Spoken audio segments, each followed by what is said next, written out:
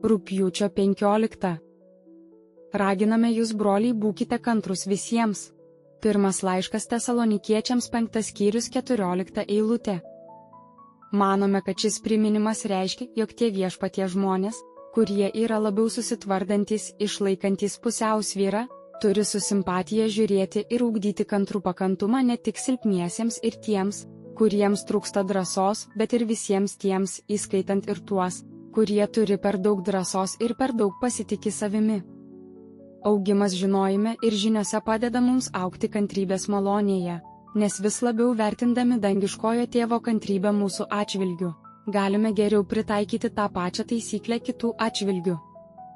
Ta mintis, jog mūsų dangiškasis tėvas davė privilegiją ir pašaukė kurį nors, turėtų padaryti mus ypatingai atidžiais, dėl galimybės bendradarbiauti su viešpačiu mūsų pašaukime, ir tiek, kiek leidžia galimybės, labiausiai turime padėti tiems visiems, kurie kartu su mumis stengiasi eiti siaurų kelių ir sekti mūsų viešpaties pėdomis.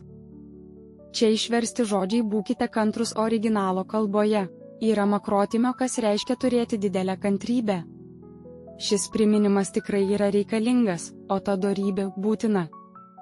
Fiziniai, protiniai, moraliniai ir religiniai trūkumai, ydos, bei mūsų brolių pasaulio ir mūsų priešų silpnybės reikalauja šios dorybės praktikavimo.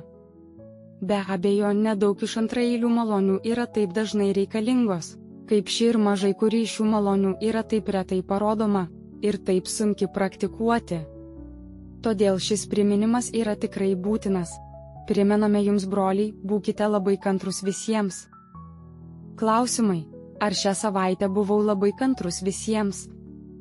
Kodėl, kaip, kokios buvo pasekmės? Raginame jūs, broliai, būkite kantrus visiems. Pirmas laiškas Tesalonikiečiams 5 skyrius 14 eilutė.